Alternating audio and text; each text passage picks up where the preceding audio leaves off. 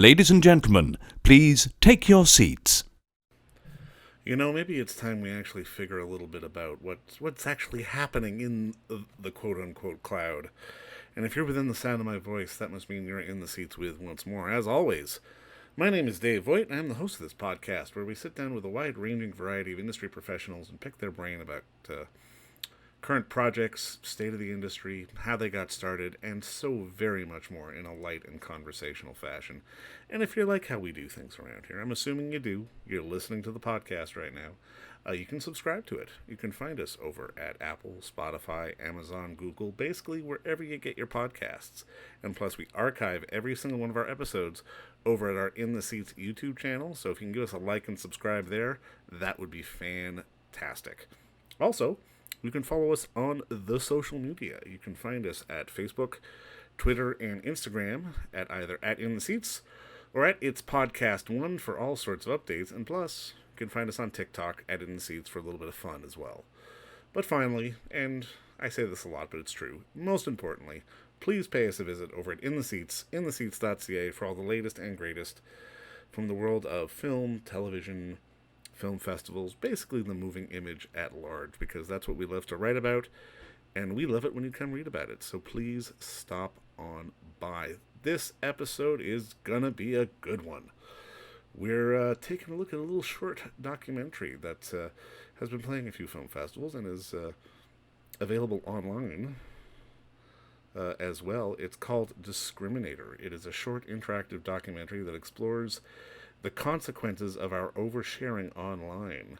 The film looks at the vast global database of faces, most of which, if not all of them, are captured without consent, and how they're being used by defense contractors, the military, and large corporations. And by activating our webcam, you can experience the horror of it all in real time. It's an interesting little piece and we got to talk to director Brett Gaylor about this film and just sort of the natures and complicated things that go into the World Wide Web that we live in these days. And it's a real interesting watch, and it's an even better talk with Brett. So I certainly hope you enjoy it because, well, I know that I did. I guess just to kick it off, just want to say thank you for the time today, man. I do genuinely appreciate it, and congratulations on the film. Yeah, thank you, and I appreciate the work that you do too. So thanks for helping to spread the word. No, I mean, I was so struck. I was really struck by it because I'll admit I watched it twice. I watched it once without the camera on, and I watched it once with the camera on. That's what the journalist I just spoke to, she said the same thing. But walk me through sort of I guess for you, sort of the initial inspiration for it, because I really feel that, especially in a lot of documentaries, and I mean, we're having a bit of a pop culture moment right now where we're going, technology is great, but ... And this feels like part of that ... Can you kind of walk me through sort of your initial inspiration to do this, the film this way as well? Sure, yeah. In the credits on the website, I mentioned a couple of the inspirations for the project. It was I'm kind of like my production company is called Imposter Media David, because I'm I'm sometimes either like the tech guy making a film or the film guy exploring technology. And when I was at the Mozilla Foundation, we were interested in trying to think about what was on the horizon in terms of how artificial intelligence and machine learning was going to sort of bump up against social norms and laws and ethics. And I came across the work of a woman named Joy Bolamwini, and she had done this paper where she discovered that facial recognition systems were working much better for white men than they were for people of color and women of color particularly. And, that was something that I was like, okay, why is that? And it turns out that many people think that part of the reason was that the data sets that the machine learning systems used were, overly represented by white men. And I'm a white man, and I learned that these data sets were taken largely.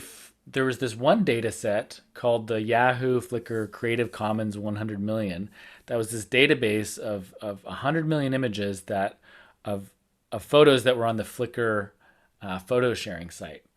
And I thought, well, I've used Flickr before, and it's like, oh, these are a subset of that. It's images that were licensed under a Creative Commons license. And I said, oh shit. I released my images under Creative Commons because I had made this film that sort of documented Creative Commons and was really, celebrating remix culture. And this journalist, Olivia Solon, she had written this article, and the team had built this tiny tool where you could look to see if your Flickr account was in one of these databases. And I put mine in, and the first image that popped up was me on my honeymoon. And I thought a couple things, like, okay, I'm implicated in this. B, it's weird that there's a picture of me because it's my Flickr account, so usually I'm taking the photos, right? But in this case, it was my wife because we were, it's like the camera was on the table, and I took a picture of her, she took a picture of me. And then I started to dig, right, and realized that the database that I was in was actually called the IBM Diversity in Faces dataset, which is weird because, like I said, I'm a white guy, so why was this? I don't think I'm the diversity that they were looking for in that database. And so then I realized that was this derivative database. It was a copy of the big database. So I tried to find out how many of my photos. I wanted to know, like, okay, how many of my photos are in there? Who else did I put in there? And what's the story? And so that was the impulse to make me think about the film. And it was, just as I was finishing my last film, The Internet of Everything,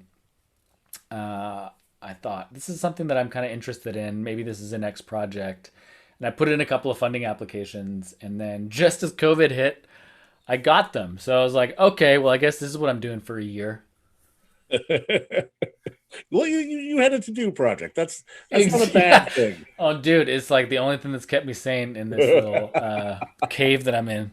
Now, I mean, that kind of dovetails into something else that I'm always kind of fascinated by because, I mean, obviously, and some of your films have explored this. I mean, we live in such a day and age where, on one end, we're horrified of about the fact that we're all kind of very easily Googleable at this stage in our lives, but we're also horrified. But we're also putting ourselves out there so constantly on social media and all these different kind of platforms. And I'm kind of curious, from your perspective, is it like, where do you think the shift happened? Because I mean, we're seeing all our faces out there, and they're like, I'm sure my face is in some database somewhere, but it's one of those things where so many people don't know about it. And I mean, or at least don't understand it. Where do you think sort of we lost the ability to sort of understand that in many ways we have lost a certain degree of privacy given the technology age that we're in right now? Yeah, it's interesting. My other pandemic project was I decided to do grad school because I hadn't done that, and so well, at least you were making sourdough breads. That's fine. I was not. No, I passed on that one. Passed on sourdough bread, but I did start to do a bunch of reading, and I discovered this academic named Helen Nissenbaum, and she has this theory. It's called privacy as contextual integrity. And so I think, when like people always say this when they watch the last couple of things I did, they say like, that's creepy. And they don't really have the language to sort of describe what it is that bothers them about, this perceived privacy violation. Mm. And I read about it and I realized, oh, what they're talking about is when they perceive a shift in context, or Nissenbaum calls it your informational norms. So like when you, like David, upload a photo to Facebook, sure, yes, it is on the internet, blah, blah, blah, right? It's like technically somewhere parked in your brain is this idea that that's on a computer somewhere that like many other computers connect to. But you are sharing that in a specific context, right? Yeah. You're like, oh, I'm putting this on Facebook, so my friends will see it, and it will be used for, to like trigger some endorphins in their brain. They'll be happy to know that we were both on the beach that For sure. day. Yeah, yeah, yeah. And that's the context in which you share it. Or maybe maybe, like you mentioned before, maybe you might share like, your podcast with the goal that more people will hear your ideas, or Right. that you will contribute to discussions of cinema. And so both of those things are the specific context. And so oftentimes, people talk about this with teens all the time. They're like, they're idiots. They're just like sharing all over the place and they have no notion of privacy. Of course they do. It's just that they have this notion of a specific audience, and they Yeah. don't think that that's their parents, and they don't think that it's a teacher, and they don't think it's some creep, right? And so that's what's going on. To answer your question, it's a long way to answer your question about, we have the means to like, share our ideas and our brains much broader than we used to. But now there's all of these different ways that context can be violated and shifted. And so that's kind of like what Discriminator is all about. It's like, hey, my wife took a picture of me. It's like not even a good picture. It's just like random photo of us like the day we're like super pasty and untanned in Mexico, and I'm having a beer. I did not imagine that was going to be like, go into this massive database once Flickr was sold to Yahoo, and then furthermore collected into this sub database called Megaface of 5 million faces that the University of Washington would then hold innovation contests for computer science researchers developing new algorithms for like who knows what, that would then and that it would then lead to, the verification of algorithms that were used by the Chinese military and the investment arm of the CIA and Estee Lauder and fucking TikTok. Like, Yeah. I could not have possibly imagined that, So these, that was like a violation of that context. And so, the Discriminator is about like trying to wrestle with that dilemma and how we should think about it. And I love that you bring up context because like I said, I watched the film twice, once without the camera on and once with it on. And on the second time, I remember I was watching it and then all of a sudden it just flashed. You had blinked once. And it was like, huh? And my perspective completely changed on watching the film. And I'm kind of curious, how important was it for you to present this in more of an interactive way, as opposed to just being sort of a straight short about sort of facial recognition and those sort of issues around that?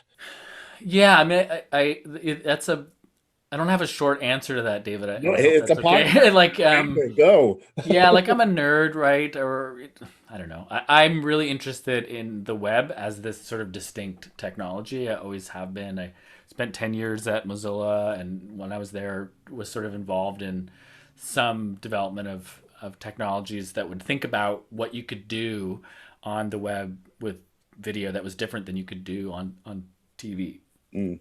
And I've always been kind of interested in that. And I'm 44, so I'm Gen X. I'm kind of like this last generation that remembers what it was like before the internet. So the internet is always something that I'm kind of like obsessed with and involved with. Whereas my kids, they're like, it's like talking to a fish about water. They're like, what's water? Of course the internet's there. Yeah. Yeah, I mean, like, what is the internet different than Wi-Fi? Like, what are you talking about?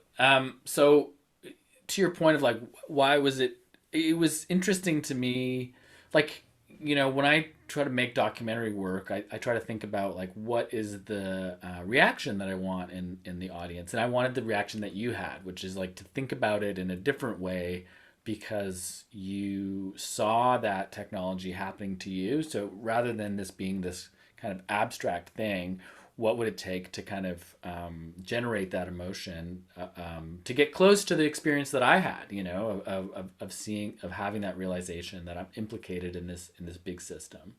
So I liked that. I liked it for that reason, for on a story and emotion level, but also just to try to, it's fun, like to play with those technologies as a storyteller or a a media maker. It's kind of like, it's a little bit like a game, you're and I don't code, right? So I'm working with a different set of collaborators. We're talking about things like user experience or design or interface.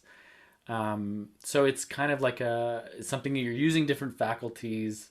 And I think, I've got a lot of films left that I want to make, and there's, I had an augmented reality short at Sundance this year too, and that was like a whole different experience. So I think, we're in the decades ahead, for sure, we're always going to have traditional cinema, but we're also going to have these other ways of telling stories and getting ideas across and sort of producing emotions in other people.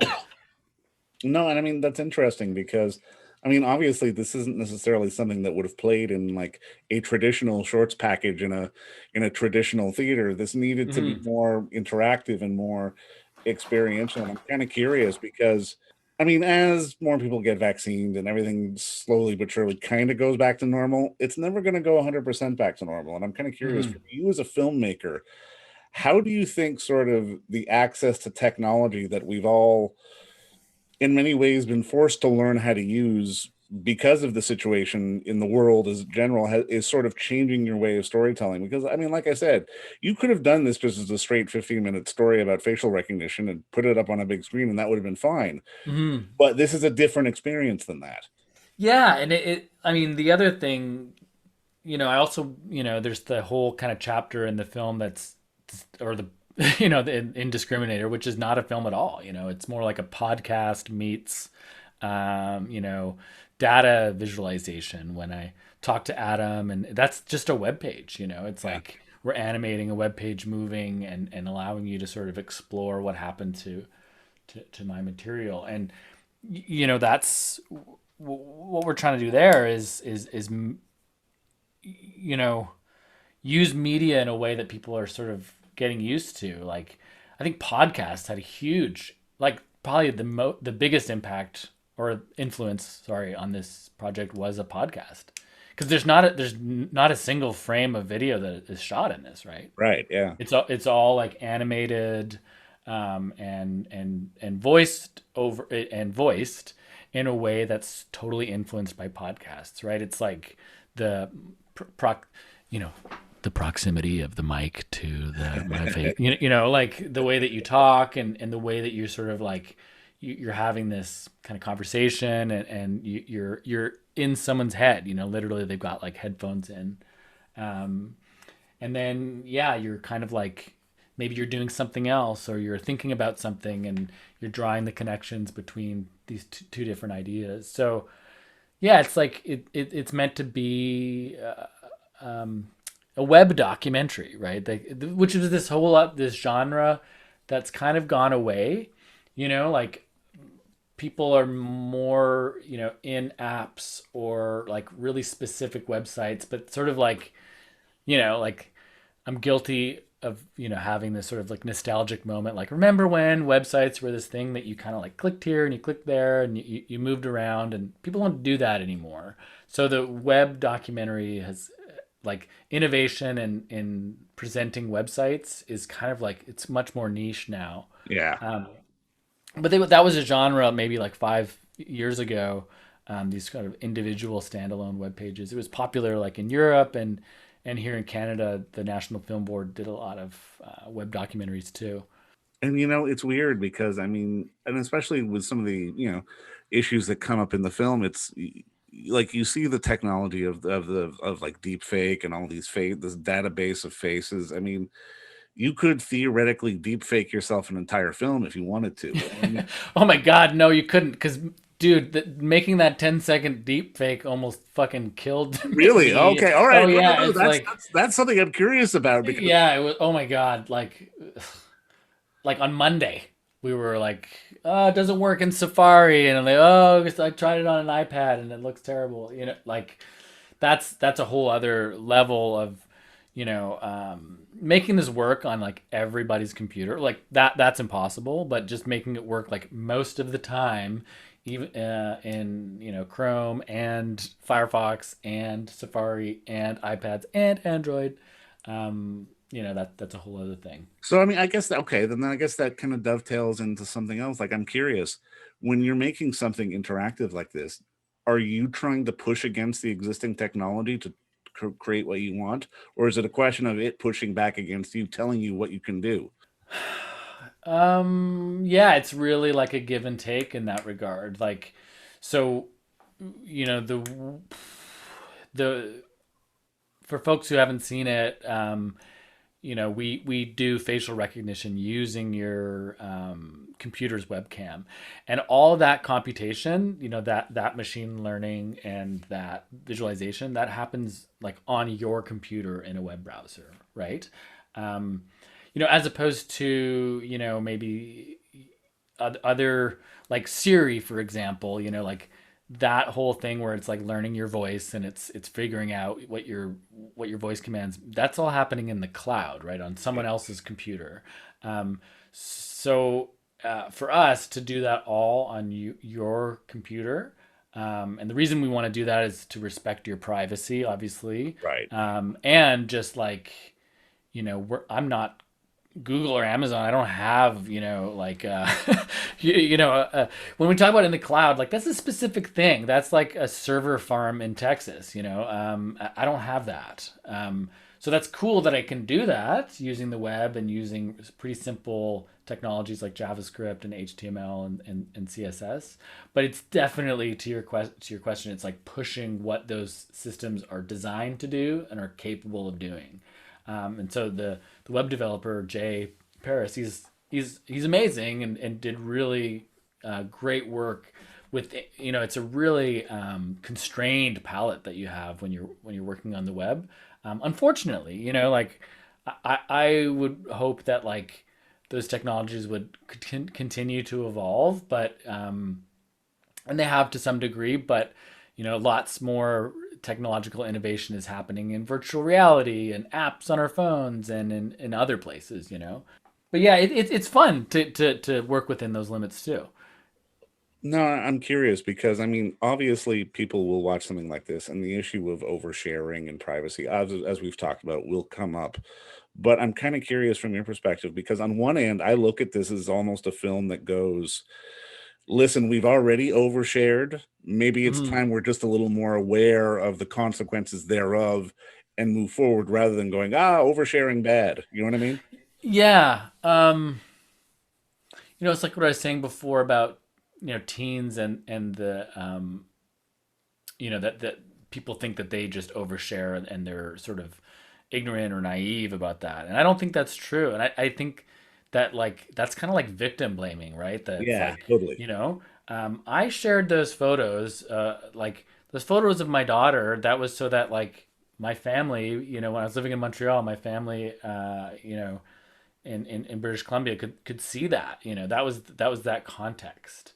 Um, and so I think that, to your point, yeah, like the answer isn't to stop living our lives and to share. The internet is built for sharing, and that sharing is super positive and awesome. What we need instead is to sort of like try to create laws and policies and social norms For sure.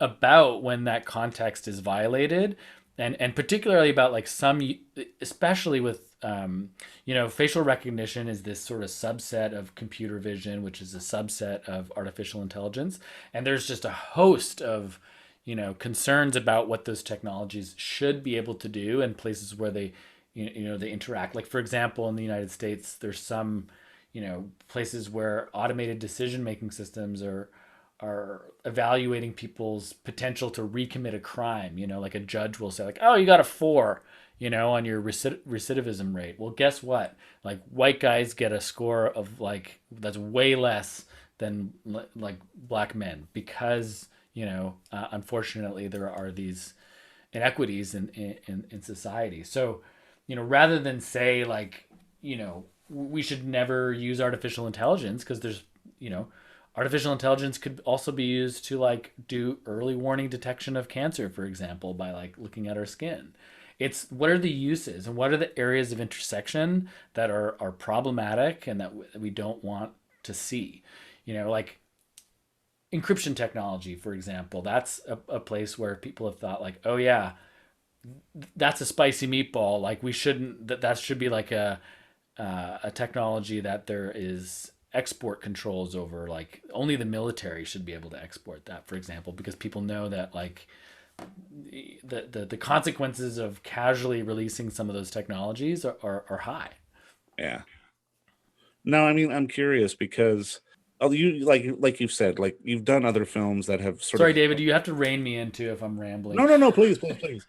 But you've done other films when it comes to sort of issues around technology and the internet, and I'm curious because on one end, we can't exactly rewind technology because technology is moving so fast now that it's not a question of that we can slow it down. You know what I mean? But I'm curious, how do you think we need to adapt to these things going forward? Because I mean, I look at it from this perspective and it's like it's so important to just be aware and be educated because I mean, I can imagine you'll put this film out and you've put other films out that you'll get reactions from a lot of people going, "Oh my god, that's scary. I don't want to know about it. Go away."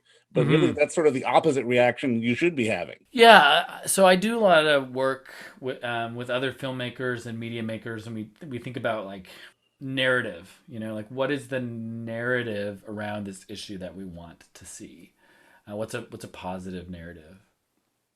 Like as an example, you know, right now, are you in the U.S. or No, I'm in Toronto.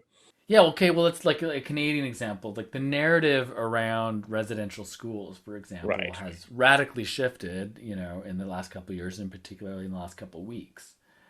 Um, some of that, you know, is because there's folks who are sort of like organizing and sort of saying like, we need to change the narrative around this because we recognize that like from that follows sort of social norms, and then those social norms pressure politicians because they want to get elected, and those social norms might influence, you know, markets too. Like you know, you might see that like an advertiser would completely drop, you know, and we can it's really remarkable right now how many narratives are shifting. Our narratives around the police, our narratives around, you know, transgender rights, for example.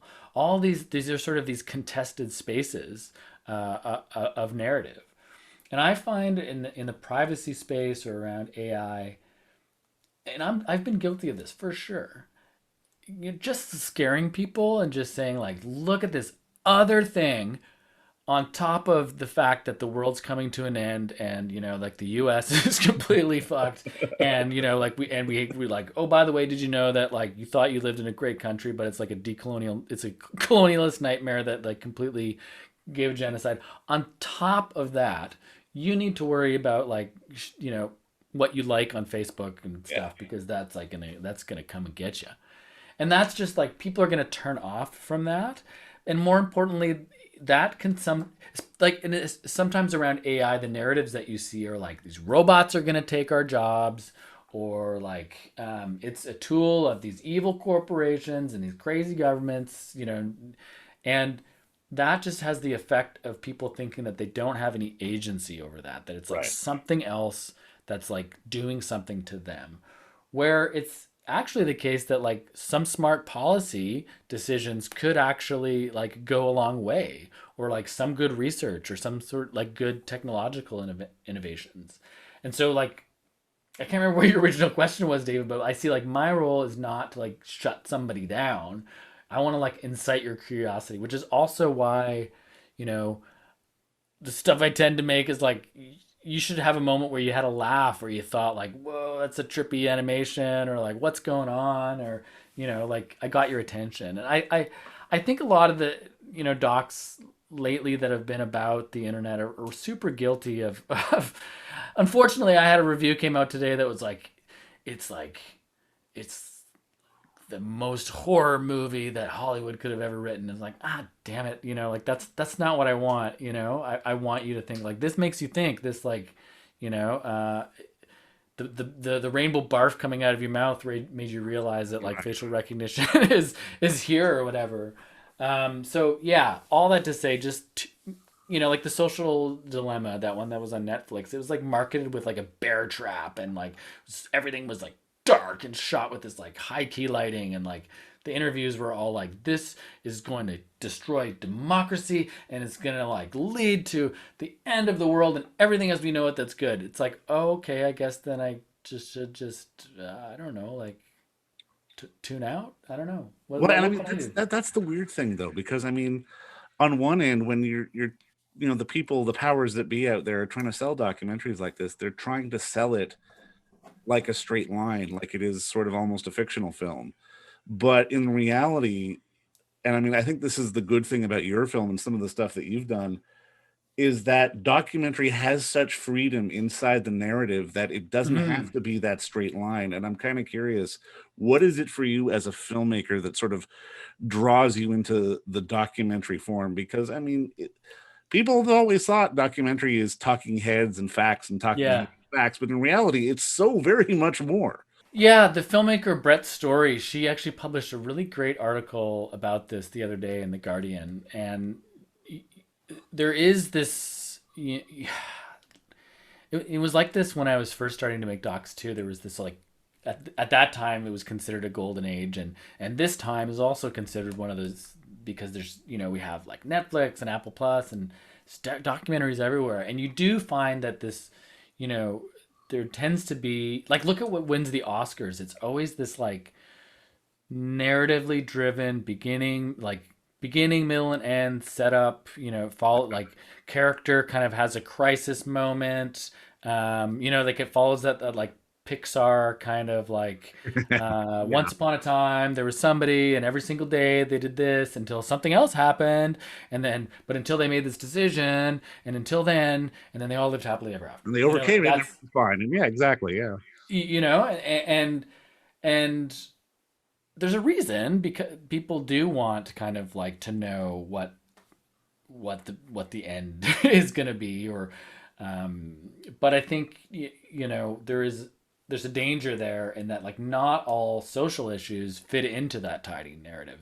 Sometimes there are contradictory things, like what we're talking about today. It's like, I want to share all over the place, but I don't want people to use my data.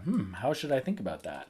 And so I think that the interesting documentaries do contain some of those contradictions and do sort of explore in these and like creative nonfiction generally, writing or photography or whatever, is, for me, it's this sort of like it's like a sibling to journalism, where you're like exploring an idea that's true, but that you recognize that there's subjectivity in that, and that it's my take on that. And then, yeah, as far as like formally, there's so much you can do. There's like so great to make animation. I love a good sit down interview. I also love like a verite moment, and I've always just tried to like have a style that's embracing of all that, like whatever works.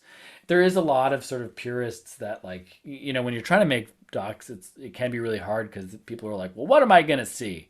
Like, am I gonna be able to follow a high school football team who, against all odds, like wins the cup and takes it home? And no, I'm gonna have to figure out a way to tell that story. And I lately I've loved, like, there was this one doc that was at Sundance called All Light Everywhere. I just loved that film. It was like super unconventional, and it was very self-referential and aware, and was, sometimes it had voiceover and sometimes it didn't, and sometimes it had sit downs, and sometimes it was like, it was like showing that the filmmaker was biased and involved in the scene. So yeah, I love stuff like that. But I think you've given us that with Discriminator, because I mean, it's something that is visually engaging and entertaining, but at the same time, it's giving us enough sort of real world interesting facts to sort of set us off into the universe with, because it is a very open ended issue, and it's not one of those things where you're going to have a resolute sort of boom ending. It's one of those things where you just need to go, I've armed you with the information, go forth and figure it out on your own, because what choice do we have? And I mean, I think that's really sort of a really interesting and important message to put out there, especially when it comes to issues around technology. And I just want to say, thank you for the time today, man. And this was a lot of fun. And congratulations again on the film. Thanks, David. It was great talking to you. All right. Cheers, man. And don't forget to visit our friends over at Bay Street Video for all your DVD, Blu-ray rental, or purchasing needs this summer, as they are still open for curbside and some mailing delivery as well. Over at 1172 Bay Street, Toronto, Ontario, Canada, you can give them a call at 416-964-9088. That's 416-964-9088. Or send them an email at baystreetvideoto@gmail.com for any of your DVD and Blu-ray needs.